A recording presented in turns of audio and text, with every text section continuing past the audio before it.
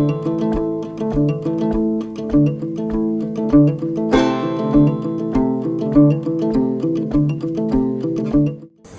my god, it's gonna be such a good day, especially when you get car parts in the mail. Alright, welcome back to a very exciting episode of working on the Corvair on top of an S10 frame. And if you guys remember, in the previous episode, we got done installing the tilt column here. As a matter of fact, I'm not even done putting away tools, but we now have a tilt column in here. So now I can get in. So, if you also remember, I have this list filled with video ideas. As you can see, we got the exhaust done, we did the side pipes, we did the tilt column, and now we are going to patch this fender because it is so badly roached and I can't attach anything to here because I need to build wheel welds. I basically need to build a piece of metal that goes from here to, well, here. And I can't do that on this fender because of how beat up it is. So we are going to fix front fender. That is the goal of the video of today, tomorrow, however long it takes. And so in order to fix the front fender, we need a front fender patch panel. I have not opened this yet. I only saw it in a picture. I got it from Steve Morton. He gave me permission to shout him out and talk about where I got it from. So Steve Morton on Facebook, you can find him in basically any Corvair Facebook page. Corvair owner group is like, I think, the biggest Corvair Facebook page. So I put out a wanted ad on Facebook and was like, yo, does anyone have this part of the front fender? And Steve Morton replied, and we talked business, and it was just like a super simple process. He showed me the fender, where he was going to cut it, once it was cut, and then sent me a tracking number when he had sent it out. And now I have the front lower fender to a second-gen Corvair. So thank you, Steve, if you are watching this, and if you guys need any Corvair parts, that's who I would start with, because he has just about anything you need. So, let's open it. Alright, ready? Baby, look at that. All right, it's upside down, but let's get it out of the box here. I did request this and this, but I didn't need any of this, but he threw that in, so thank you, Steve. I don't think I'm going to patch this in. I think I might just follow the curvature of what I need. Okay, so I just took off the Monza emblem, right? And so I'm just kind of comparing, and it's pretty crazy that it's basically the same color. I mean, it is. But even like the sun fade is just about the same as well. So I'm not going to have to paint match this or anything. So that's cool. I was going to do a radius cut, but I think I'll just do a straight line cut. That'll make things easier for cutting and everything. So yeah, and then I'm going to really try my best to do a good job welding this. Even if it takes like a long time. Because, I mean, you've heard me say it, my welder sucks. So I really want to take my time there. So the first thing that we're going to do is we're actually going to clean this up, get rid of the inner wheel well here, probably this, and then cut where we need it. Maybe even cut a little off the top right there. And then, yeah, and then see what we can do about some rust prevention stuff.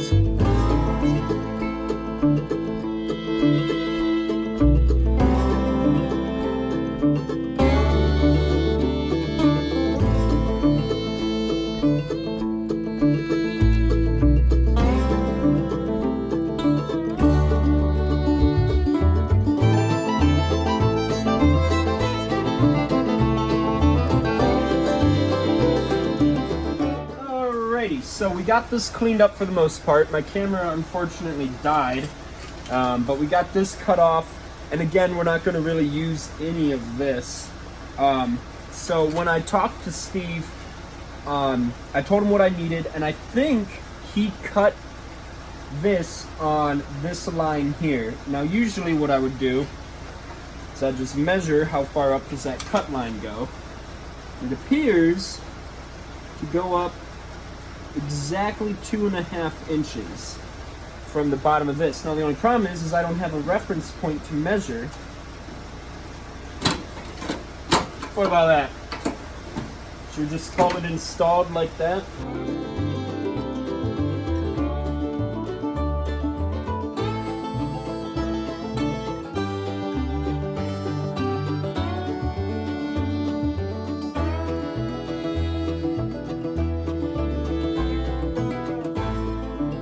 Alright, so if we look back in here, yeah, pretty thin right here, but come all the way, focus please, come back there, we look pretty good. As a matter of fact, all back here, all of everything back here looks pretty good, and I actually have access to paint some stuff, so I'll get some rust converting paint back in there. That'll be nice. And yeah, so I think we'll just like that. It'd just be nice to again know how far up he went. I think logic says that if I was to cut something like this, I would also cut it on the style line. So I think I might just cut it on the style line.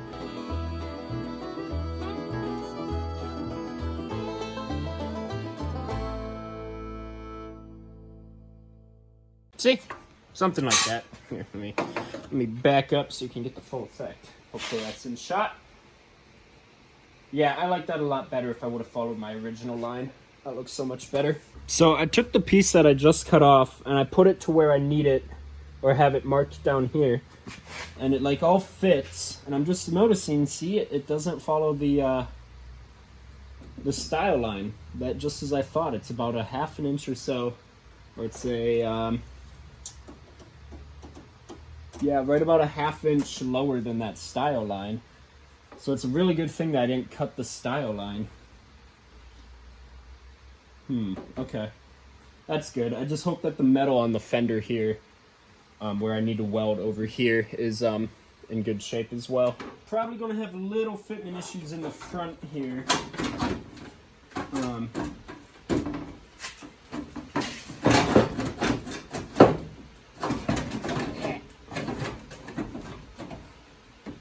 Yeah, that looks pretty good.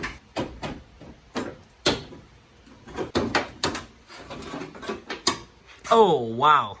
That looks pretty dang good. See, this is why we don't just assume. Because if I would have cut on that style line, that would have screwed a lot of stuff up. Yeah, all right. Wow, that looks really cool already. Now we should triple check my measurements and everything and get to cutting the original fender. Alrighty, we got that all marked out. What I did is I pressed up against here like that, and then I took a knife and I scratched the paint on the original fender, and that way that gives me a nice line to go right off of. You see that?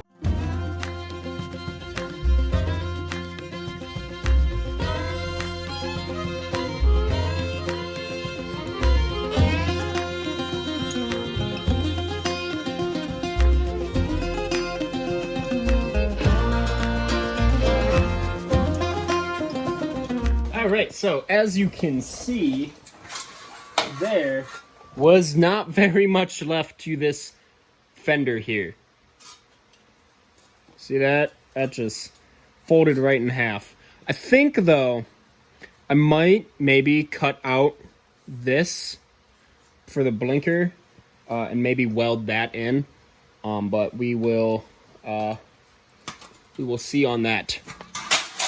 Okay, so we got it all cleaned up, all the loose rust off of it. You can see the original trunk splatter there. Still some rust, but I think we'll be okay. It's a little cold out here though, so we're gonna make this fast. Ready to start tacking it in. We got the back all painted up. It's maybe still a little tacky, but I don't want to wait anymore.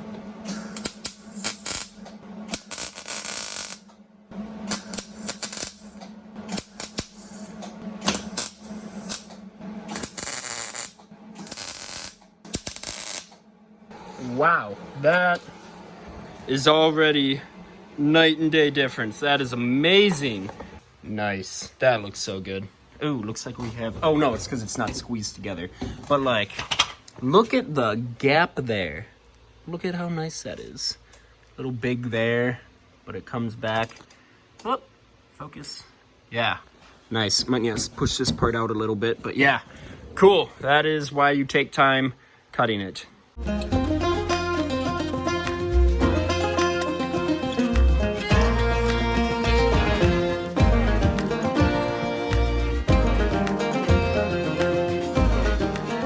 That is what is up. Look at that. All right, it didn't go bad. There's a few places, like very few, like right here, little boogery. Right there, little boogery. But here, I stitch welded the entire thing. I'm not risking it with any beads. But right there, it looks pretty good, right? A few places look a little bad. So now we are just, oh, my phone is plugged in. So now we are just working on the front here. And then down here, the gap is a little big, so I might have to get some filler there. And then I also need to weld down here. Probably not going to do anything there, but down there. So yeah, that went really good. It took a while. It took about probably 45 minutes, and I didn't let anything happen to it. I didn't let any warpage. Everything looks really nice. It's going to be really easy to grind down. Okay, so now it's time to grind down the welds, and usually you would use a traditional grinding disc, which is probably what I'm going to do, but there's also these flap discs, and unfortunately mine's wearing down, but like, it's still usable, and I really like these because, in my opinion, it's less aggressive, but it does more work. They're just like super efficient, so let me show you like right there. Let me grind a little bit and then I'll show you again, and then we'll probably put it on a time lapse.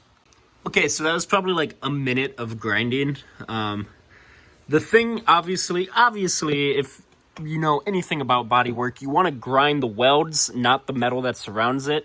So I'm really trying to focus on just the welds. If I could get the entire thing to look like that, I would be happy with that. I mean, obviously more of that is preferred, but you know what? We can't all get what we want. So let's set up a time lapse, put some batteries on the charger, and see if we can't get this all ground down yet tonight.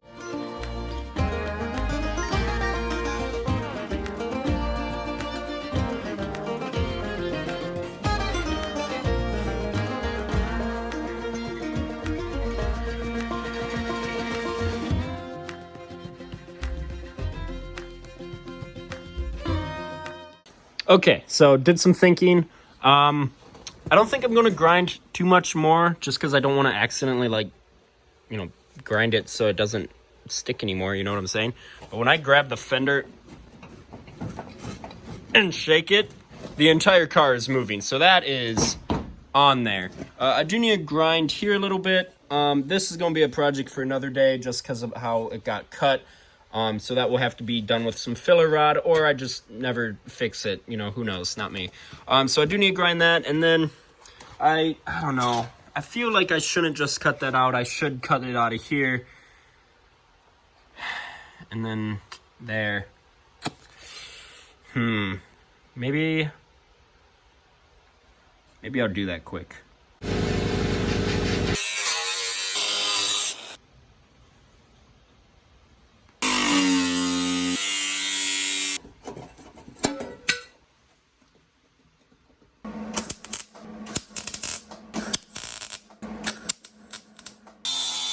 Probably took me about 20 minutes. So I went around, found some places where light was leaking through, re-spot welded them, and then ground them down. So now what we're going to do is we're just going to take a wire brush on a drill, just kind of clean everything up really quick, degrease it, mix up some filler, and then smear that on and probably call it for the night because it is kind of getting late. It's about 10:30, and whenever I'm welding or grinding, I always like to stay out here for half an hour, 45 minutes, do a fire watch.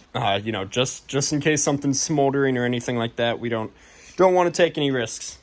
Okay, so we just have this taped up, and the theory behind it is I can smear mud all in between here without getting it up here or anything like that. I know that technically will give me hard lines, but I will sand those away. I'm really going to try to get just in the middle there, if you get what I'm saying. I'm just trying to make like the least amount of work possible. So let's mix up some mud really quick.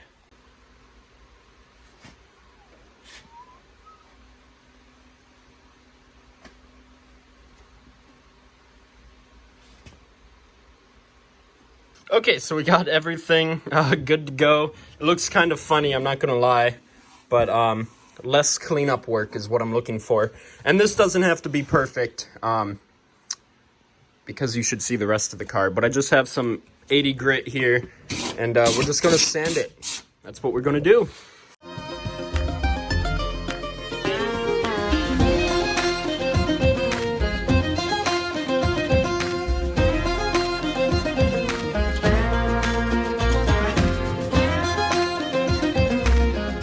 I hate body work.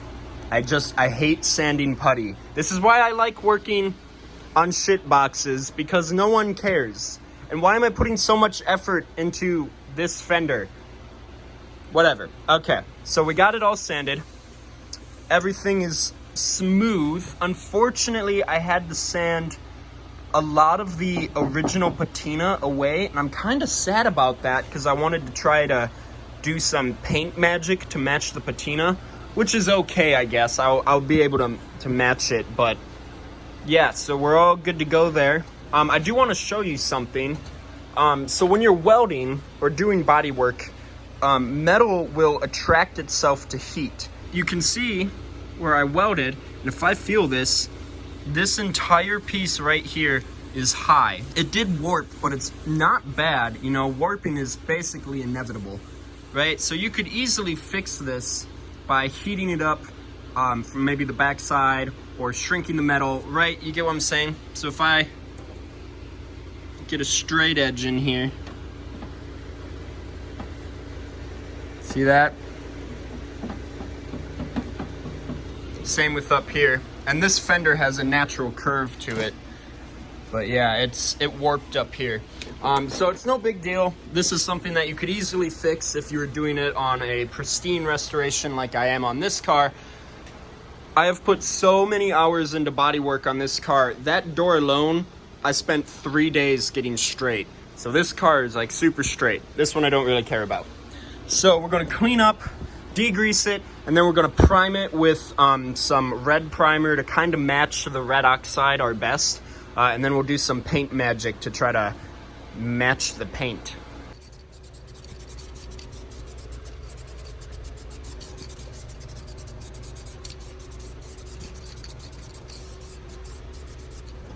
So, trying to do some paint matching. It's not going very good, as you can tell. One thing I do like is the primer here. I like basically above this style line, but then I have too much of a sharp edge, so I'll just kind of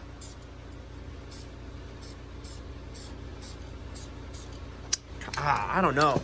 I think what I might do is I'll maybe order a can of this color from the factory and then paint it the rest of the way in. I took some brown and then some other green primer and tried my best there. It looks okay, but yeah, I think that's what I'm gonna do is I'm gonna find the factory color of this car and then order just a spray can of that, and then I can dust it in. So maybe that's what I'll do. All right, so it's been a few days. Let's finally get this painted. So this is the paint. It's called Willow Green. The only problem is it's metallic, which kind of sucks. But yeah, that color doesn't really do it justice. So we're gonna try this out. We're gonna fog it on, see what we can do, and see how this looks, because that just kind of sticks out like a sore thumb. All right, I guess we'll just...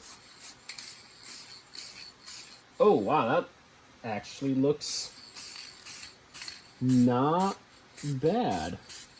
Just sucks it's a metallic, though. I mean, I can dull it down. Yeah, that's like a crazy metallic.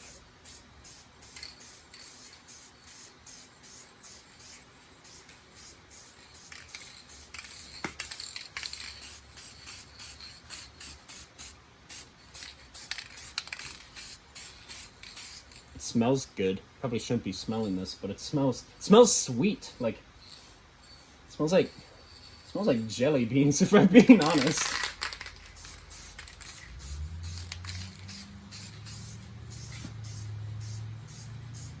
Yeah, so I think what I'll be able to do is I'll be able to let this cure for probably a few days, and then I can go at it with a Scotch Brite pad and dull it down. I think that will really help. If I just kind of fog it. Oh wow, that does not look bad. Yeah, it's a little bright, so I think once I give that a few days to cure and take a Scotch Brite pad and dull it down, that will look really good. Okay, so I just took some various sandpaper, like this is a Scotch Brite pad, and when I started sanding, I'm going to be honest, I think it was polishing the paint. So then I took some 180 grit and then some of this red here, and it doesn't look bad. Definitely not bad. As you can see on some of the high spots, I intentionally sanded through the metal. Okay, so it's been a few days now. You can see that the bare metal that I sanded through has kind of started to naturally rust. So again, that seems very counterproductive to let new metal rust, but I want it to match the old rust here. Like, this rust is really just surface rust. And when I'm all said and done with the car, I am going to clear coat it, probably in like a matte or an eggshell. So that's going to encapsulate the rust, so we're not going to have any problems with it rusting more. So the final reveal is right there, and I am so incredibly happy with this. It looks great. It looks like it's always been there. Yeah, maybe a few things, like you can kind of see a hard line here, and then especially here it looks like a hard line. You can definitely see that, but that's okay. It's fine. No one's gonna really notice that unless I point it out to them. But other than that, I think it looks great. I'm really happy with the results. I hope you guys enjoyed this video, and yeah, I think that's gonna be it for this video. As far as the next one goes, I'm not quite sure what I have in mind yet. I really need to do something with the wheel wells. You can see the gap there and the gap there. I really need to do something with those. That's one of the next big things. And then also lowering the car a good 5 inches in the front. That's another big thing we got to do. So yeah, some big things coming. Hopefully getting some stuff worked out there. But other than that, I hope you guys enjoyed this video. Please make sure to leave a like, a comment, ask me questions. I love reading the comments. It's my favorite part of every video. And subscribe if you're new here. We've been steadily growing the channel here, and it's just super exciting to see. So with that being said, we will see you guys in the next video.